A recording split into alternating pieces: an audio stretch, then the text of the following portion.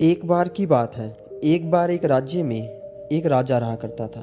उस राजा का सेनापति बहुत ही ज़्यादा बुद्धिमान और बहुत ही ज़्यादा ताकतवर था। सेनापति देखने में भी काफ़ी खूबसूरत था। राजा की एक बेटी भी थी जो कि सेनापति से अत्यधिक प्यार किया करती थी। जब राजा को सेनापति और उसकी बेटी के बीच प्रेम के विषय में जानकारी हुई तो राजा आग बबूला हो गया और राजा ने सेनापति को फांसी की सज़ा सुना दी। सेनापति को जिस दिन फांसी की सज़ा दी जानी थी उस दिन राजदरबार में खूब सारे लोग इकट्ठे हो गए।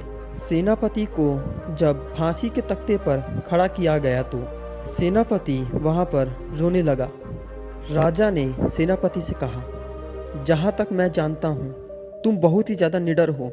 मैं जानता हूँ कि आज तक हमने जितने भी युद्ध जीते हैं वो सब हमने तुम्हारी बहादुरी के कारण ही जीते हैं। तुम इतने बहादुर हो तभी भी तुम मौत के सामने इतना क्यों डर रहे हो? सेनापति ने जवाब दिया, मैं आपके घोड़े को देखकर रो रहा हूँ, ना कि मैं अपनी मौत को देखकर रो रहा हूँ। राजा ने कहा, मेरे घोड़े को देखकर रो रहे हो?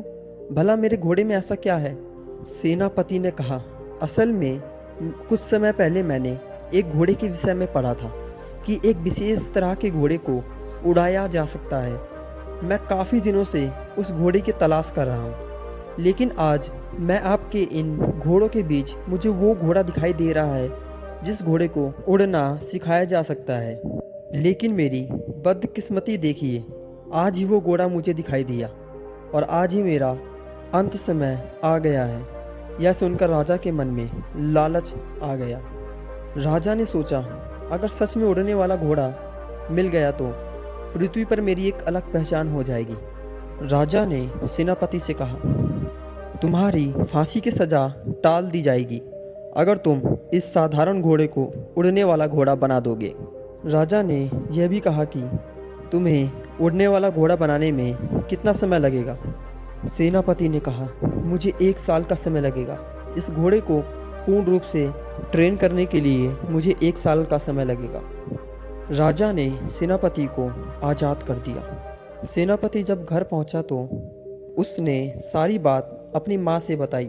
उसने अपनी माँ से कहा कि उसने अपनी जान बचाने के लिए राजा से झूठा वादा कर दिया कि वह एक साधारण घोड़े को उड़ने वाला घोड़ा बना देगा। यह बातें सुनकर उसकी माँ रोने लगी और बोली, पागल, 1 साल का समय बहुत ही कम होता है। अब तू हर रोज़ यही सोच सोच कर मरेगा कि मेरा मौत का दिन नज़दीक आ रहा है। सेनापति ने अपनी माँ से कहा, माँ, मैंने सुना था कि कल क्या होने वाला है इसका कोई अंदाज़ा नहीं लगा सकता। हमारे द्वारा लगाए गए 100 अंदाज़ों में से 99 मौक़ों पर तो हमारे अंदाजे गलत ही होते हैं। धीरे धीरे समय बीतता गया। 1 साल के अंदर ही राजा की एक युद्ध में मौत हो गई और उसी बीच घोड़े की भी गंभीर बीमारी के कारण मौत हो गई और आखिरकार सेनापति को कोई भी सज़ा नहीं मिली। दोस्तों, यह कहानी हमको यह सिखाना चाहती है कि हमें हमेशा वर्तमान में रहना चाहिए। हमें हमेशा कभी भी भविष्य के बारे में ज़्यादा नहीं सोचना चाहिए, क्योंकि भविष्य एक अनिश्चित है, उसके ऊपर हमारा कोई भी काबू नहीं है।